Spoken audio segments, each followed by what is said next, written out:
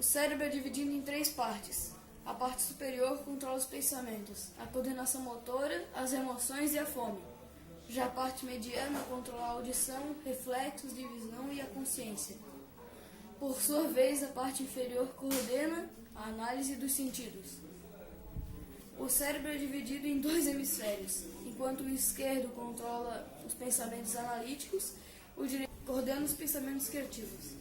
A ideia de que humanos usam apenas 10% do cérebro é mito. Toda parte do cérebro tem uma função e trabalha o tempo todo. O cérebro possui 160 mil quilômetros de veias sanguíneas. Isso é o suficiente para dar a volta na Terra 4 vezes. Além disso, ele tem 100 bilhões de neurônios, as células conhecidas como a massa cinzenta que processa a informação.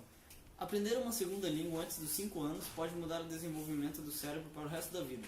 As crianças adquirem a capacidade de desenvolver mais massa cinzenta quando alcançam a idade adulta.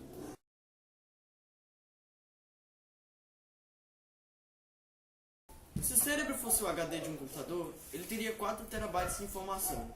O recorde de memorização é de Brain Prismore. Ele gravou a sequência de um baralho inteiro em 26 segundos. Os alimentos interferem no funcionamento do cérebro. Pessoas que ingerem comida sem conservantes ou artificiais têm um QI 14% maior. 20% do oxigênio inalado pelos humanos é usado pelo cérebro.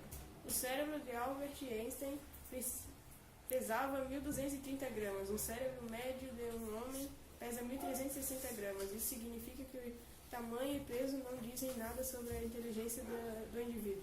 O cérebro de Einstein foi preservado para estudos científicos. Ele foi dividido em 240 pedaços com o objeto de melhorar a visualização.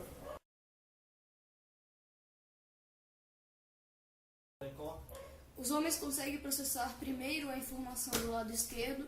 Por sua vez, as mulheres fazem essa tarefa com os dois lados do cérebro simultaneamente. A afirmação de que os homens são racionais e as mulheres são emocionais é verdadeira. Isso ocorre porque as mulheres têm uma maior parte do sistema límbico que controla as emoções.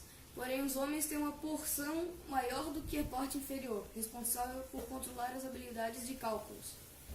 Quando o cérebro sofre algum dano acidental, pode acontecer síndromes que levam o ser humano a ouvir grandes explosões, pensar que tem mais membros do que realmente tem e ficar incapaz de mover os membros quando acorda.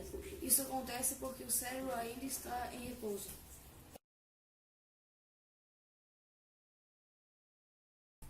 O cérebro humano é particularmente complexo e extenso.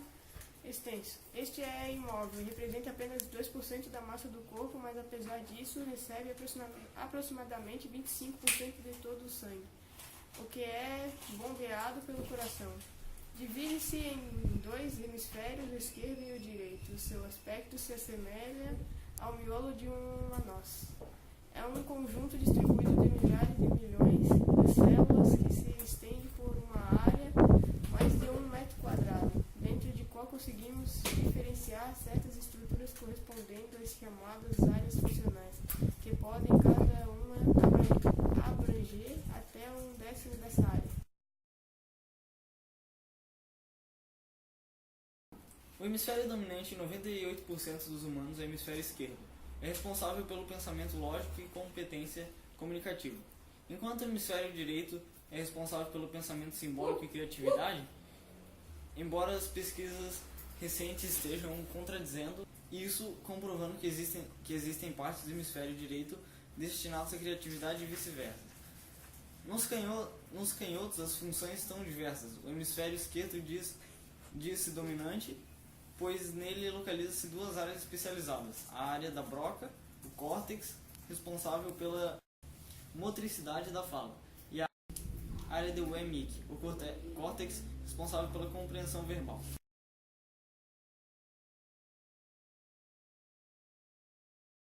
O corpo calópso localiza-se no fundo da fissura interhemisférica, ou fissura sagital, que é a estrutura responsável pela conexão entre dois hemisférios cerebrais. Essa estrutura, composta por fibras nervosas de cor branca, feixes de anexos envolvidos em mielina, é responsável pela troca de informação entre diversas áreas do córtex cerebral.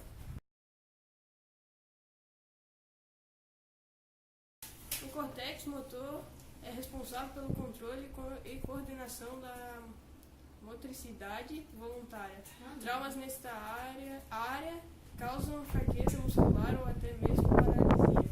O córtex motor do hemisfério esquerdo controla o lado direito do corpo. O córtex motor do hemisfério direito controla o lado esquerdo do corpo. Cada córtex motor contém um mapa da superfície do corpo. Perto da orelha,